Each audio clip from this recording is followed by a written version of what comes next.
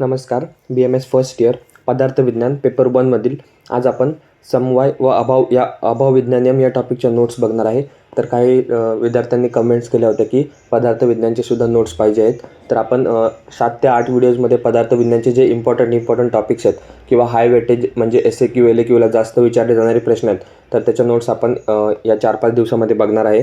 तर त्याचे व्हिडिओज तसे अपलोड होत राहतील, ते सुद्धा तुम्ही अवश्य पहा. तसंच आपली UT एक्झाम बूस्टर सिरीजसुद्धा चालू आहे. त्यामध्ये मी तुम्हाला रोज एक इम्पॉर्टंट व्हिडिओ म्हणजे त्यामध्ये काय कॉमन गोष्टी असतील किंवा असा जो LAQचा मोठा पॉईंट असेल तर ते व्हिडिओ आपण त्याच्यामध्ये बघत आहे. तर ते जर तुम्ही चॅनलवर बघितले नसतील तर ते सुद्धा अवश्य पहा. त्याच पद्धतीने BMS फर्स्ट इयर संबंधित इतर विषयाचे इतर व्हिडिओसुद्धा चॅनलवर अपलोडेड आहेत. हँड रिटन नोट्सचे व्हिडिओ अपलोडेड आहेत. तसंच PYQचे व्हिडिओ अपलोडेड आहेत. किंवा सिलेबस कॉपी असेल तर सर्व व्हिडिओज अपलोडेड आहेत. ते जर तुम्ही बघितले नसतील तर चॅनलमध्ये प्लेलिस्टमध्ये जाऊन बघू शकता. तर आज जो आपण ज्या टॉपिकचे नोट्स बघणार आहे समवाय आणि अभाव विज्ञानियम, तर सामान्य विशेष समवाय आणि अभाव हे 4 टॉपिक्स मिळून तुम्हाला पदार्थ विज्ञान पेपर 1 मध्ये 27 मार्कांचं वेटेज दिलेलं आहे. आता 27 मार्कांचं वेटेज म्हणजे युनिव्हर्सिटी एक्झामच्या दृष्टीने खूप जास्त झालं. तर हे 4 टॉपिक जर तुम्ही व्यवस्थित केले तर तुमचे 27 मार्क तिथे व्यवस्थित कव्हर होतील. तर ह्या 4 टॉपिक्सपैकी पहिले जे 2 टॉपिक आहेत म्हणजे सामान्य आणि विशेष विज्ञानियम, त्याच्यावर तुम्हाला फिक्स SAQ आणि LAQ असे दोन्ही प्रकारचे प्रश्न विचारतात. म्हणजे त्याच्यावर तुमचे 15 मार्क गेले. आता राहिले 27 पैकी 15 मधले 12 मार्क राहिले. तर त्यापैकी 12 तुम्हाला सामान्य किंवा समवाय किंवा अभाव विज्ञानियमवर फिक्स एक SAQ असतो. फिक्स दोन्हीपैकी एकावर SAQ येणारच आहे. तर तिथे 5 मार्क गेले आणि राहिलेले जे प्रश्न आहेत ते तुम्हाला 4 टॉपिक्सपैकी MCQ विचारले जातात. तर समवाय किंवा अभाव हा पेपरमध्ये फिक्स पडतो. तर त्या दृष्टीने हा व्हिडिओ व्यवस्थित शेवटपर्यंत संपूर्ण पहा व ऐका.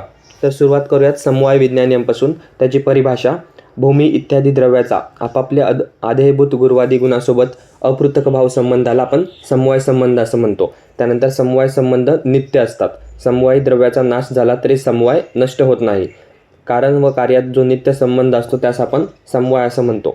त्यानंतर अयुतसिद्ध ज्ञान ज्या पदार्थामुळे होते ते समवाय होय. तर ही झाली त्याची परिभाषा. तर व्यवस्थित जेवढे गोष्टी सांगितलेल्या आहेत त्या व्याख्यामध्ये आल्या पाहिजेत, परिभाषेमध्ये आलेल्या पाहिजेत.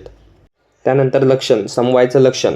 अयुतसिद्ध हे समवायाचे लक्षण आहे. अयुतसिद्ध म्हणजे काय, तर 2 पदार्थातील एक पदार्थाचा नाश होणारा नसतो. अशा वर्तमान स्थितीत तो दुसऱ्याचा आश्रयी राहतो. उदाहरणार्थ अवयव व अव्ययी, त्यानंतर द्रव्य व द्रवी, त्यानंतर गुण गुणी, क्रिया क्रियावान इत्यादी संबंधास आपण समवाय संबंध असं म्हणतो. त्यानंतर लक्षणांमध्ये दुसरा पॉईंट तो म्हणजे संबंध 2 प्रकारचे असतात. आता संबंध 2 प्रकारचे कोणते आहेत, तर नित्य आणि अनित्य. नित्य संबंधाला आपण समवाय संबंध असं म्हणतो. त्यामध्ये गुण व कर्म यांचा द्रव्याशी संबंध हे त्याचं उदाहरण आहे, न तुटणारा आहे.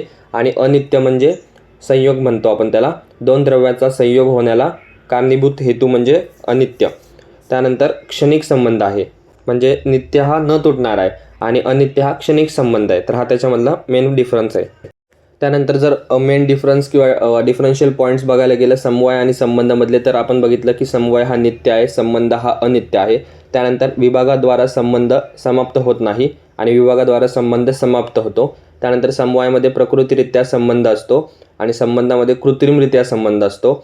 समवाय संख्येत 1 आहे, संबंध अनेक आहेत आणि समवाय पदार्थ आहे आणि संबंध हा पदार्थाच्या आश्रयाने राहतो. तर हे होतं समवाय विज्ञानियम संबंधित थोडेफार नोट्स. तर हा टॉपिक हा तुम्हाला म्हणजे बऱ्यापैकी SAQलाच फक्त विचारतात, त्यामुळे एवढा मॅटर आवश्यक लिहिणं आहे त्याच्यामध्ये तुम्हाला. आणि ह्याच्यामध्ये डायरेक्ट असं विचारतात की समवाय विज्ञानियम किंवा समवाय आणि अभाव विज्ञानियम, तर असा डायरेक्ट SAQ असतो. तरीसुद्धा तुम्ही ह्याची एकदा उपयोगिता किंवा पदार्थ विज्ञानामध्ये महत्त्व एकदा बुकमधनं बघून घ्या, मग तुमचा हा SAQ पूर्ण होईल. नेक्स्ट आपण अभाव विज्ञानियम बघणार आहे. तर अभाव विज्ञानियम: आयुर्वेदाने 7वा अभाव पदार्थ मानला नाही. जगाचे किंवा पुरुषाचे उपादान कारण अभाव नाही, कारण अभावाने कोणतेही कार्य होत नाही म्हणून त्यांनी मानलेला नाही आहे. आयुर्वेदात एक चिकित्सा विज्ञान आहे जो की रोगांची चिकित्सा करतो. रोग भावपदार्थापासून उत्पन्न होतात व त्यांची चिकित्सासुद्धा भावपदार्थांनीच होते. आयुर्वेदाला उपयोगी नसल्यामुळे अभाव पदार्थाला मानत नाही, त्यामुळे अभावाला आपण मानत नाही 7वा पदार्थ. त्यानंतर अभाव पदार्थाला मानणारे कोण आहेत, मग तर्कसंग्रह, नवज्ञाय, त्यानंतर कारिकावली, कुमारिल आणि माधवाचार्य. त्यानंतर अभावालाच अहेतुक किंवा निष्कारणसुद्धा म्हटले आहे. सिनॉनिमसुद्धा लक्षात ठेवा, ते सुद्धा MCQला वगैरे विचारू शकतात. त्यानंतर अभावाची परिभाषा: विषयाची प्राप्ती न होणे म्हणजेच अभाव होय. अ म्हणजे नाही आणि भाव म्हणजे सत्ता. ज्याची सत्ता किंवा अस्तित्वच नाही त्याला अभाव असं म्हणतात. अर्थात कोणत्याही वस्तूची उपस्थिती नसणे म्हणजेच अभाव झाला. त्यानंतर अभावाची लक्षणं, ज्या पदार्थाचा उल्लेख नकारात्मक रूपाने केला जातो त्याला आपण अभाव असं म्हणतो. अभाव निषेधात्मक असतो, त्याची अभिव्यक्ती नकाराने होते. हे लक्षण बघतोय आपण त्याचं. नेक्स्ट, निषेधम मुखप्रमाण वैद्यत्व हे अभावाचे लक्षण आहे. भावापेक्षा भिन्न असणे म्हणजेच अभाव होय. त्याचे पर्याय सांगितलेत: अनुपलब्धी, अप्राप्ती, अविद्यमानता आणि असत. नेक्स्ट आहे आता अभावाचं वर्गीकरण बघा. तर अभावाला मेनली 2 टाईपमध्ये डिवाइड केलेलं आहे: संसर्ग अभाव आणि अनन्याभाव. संसर्गाभावामध्ये परत 3 प्रकार सांगितलेले आहेत: प्रागभाव, प्रध्वंसाभाव आणि अत्यंताभाव. त्यानंतर अनन्यभावमध्ये प्रत्यक्षाभाव, अतिंद्रियाभाव आणि सामायिक अभाव. तर याचं आपण थोडंफार डिटेलमध्ये डिस्क्रिप्शन बघूया. ते सुद्धा एक्झाममध्ये तुम्हाला विचारू शकतात की अभावाचं वर्गीकरण लिहा. तर सुरुवातीला अभावाचे आपण प्रमुख 2 प्रकार पाहिले: संसर्गाभाव आणि अनन्याभाव.